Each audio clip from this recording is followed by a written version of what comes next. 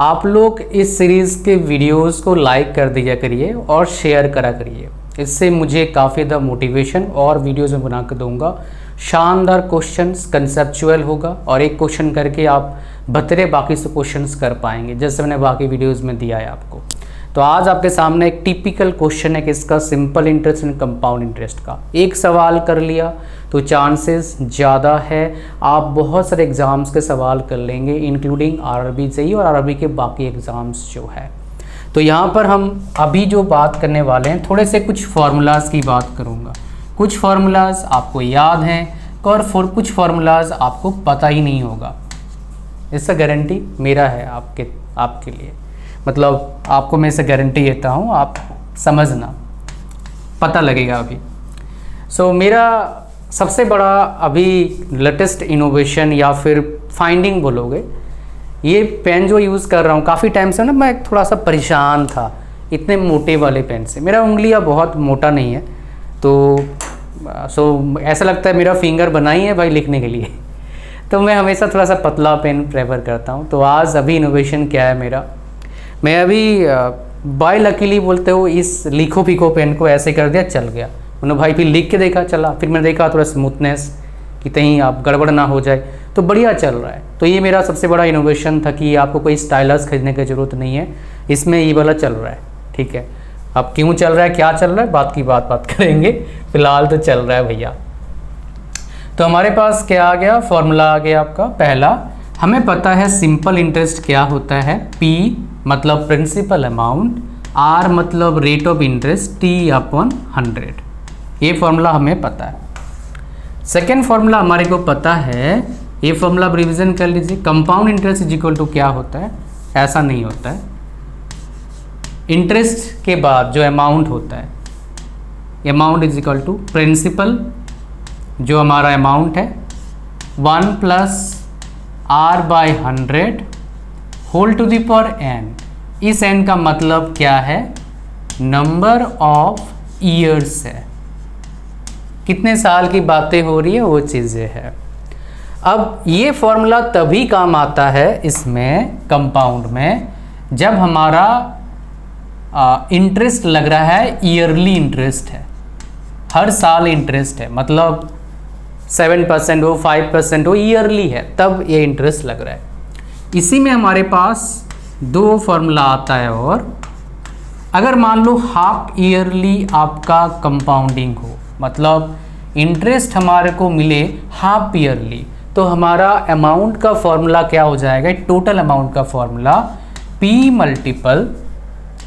1 + R/2 upon whole 100 whole to the power 2n। n यहाँ पर क्या है, नंबर ऑफ ईयर्स की बात कर रहा है।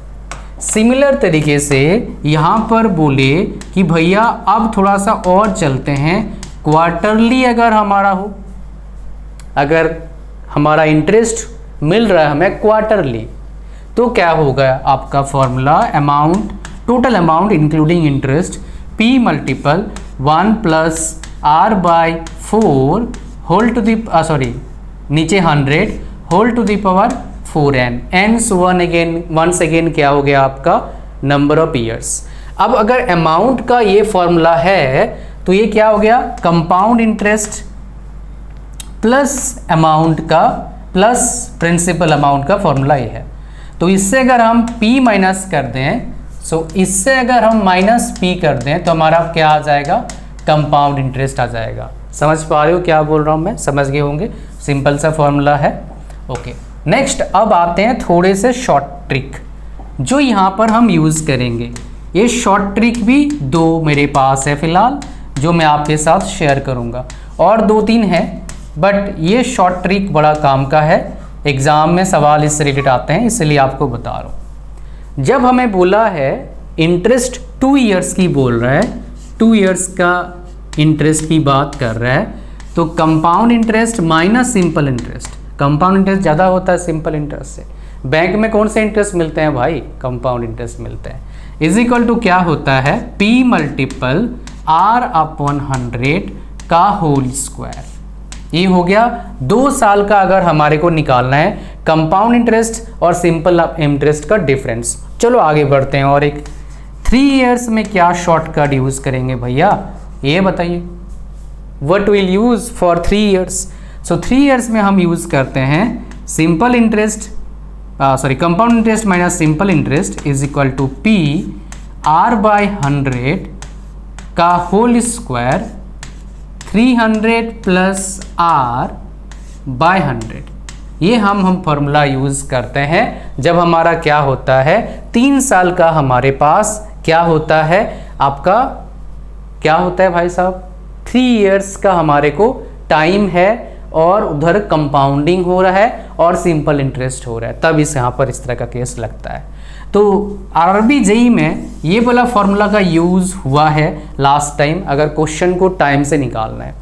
एक चीज़ बताना चाहता हूँ आरआरबी जेईई में इससे भर भर के क्वेश्चन आते हैं, पहली बात तो।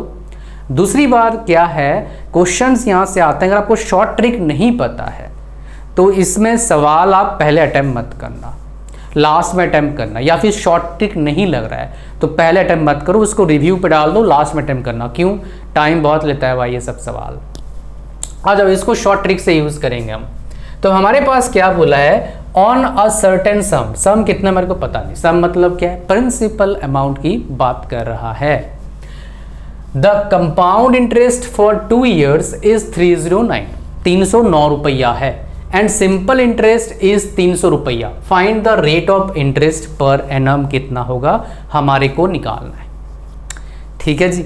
अब हमारे को कुछ नहीं पता है भाई, सिंपल इंटरेस्ट पता है, कंपाउंड पता है, 2 साल का हमारे को पता है, कितना रेट ऑफ इंटरेस्ट निकालना है, प्रिंसिपल अमाउंट है नहीं। तो इस केस में भैया पागल हो जाओगे अगर आपको शॉर्टकट ट्रिक नहीं पता है। तो शॉर्टकट ट्रिक क्या है हमारे पास कंपाउंड इंटरेस्ट क्या है भाई साहब हमारे पास compound interest minus simple interest is equal to P 2 साल का है आर बाय 100 होल का स्क्वायर।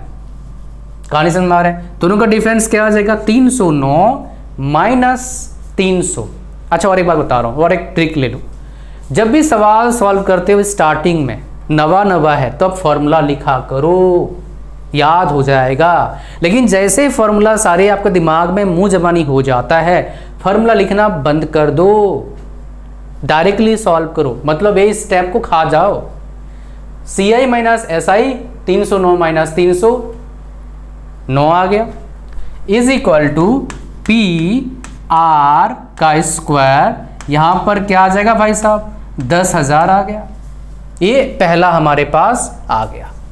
अब आते हैं सबसे सिंपल। जब भी हमारे पास क्वेश्चन आता है सिंपल इंटरेस्ट कंपाउंड इंटरेस्ट का, सवाल में ऑप्शन होता है या तो कंपाउंड इंटरेस्ट इक्वेशन बनाना या फिर सिंपल इंटरेस्ट इक्वेशन बनाना। शॉर्टकट ट्रिक हमेशा यूज करो सिंपल इंटरेस्ट, बिकॉज पछड़े में नहीं पढ़ोगे, आसान हो जाएगा।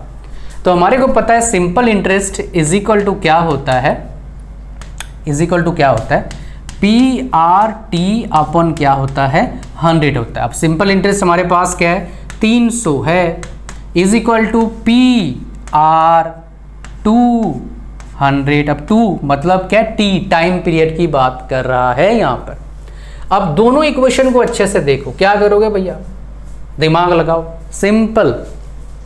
हमारे को पता है पी आर अपॉन ये क्या करो आप, ये क्या करना है आपको P R upon 100 is equal to 150। ये कट जाएगा 150। अब यहां पर देखो, यहां पर क्या है पी आर अपॉन क्या है 4 बार 0 इज इक्वल टू 9।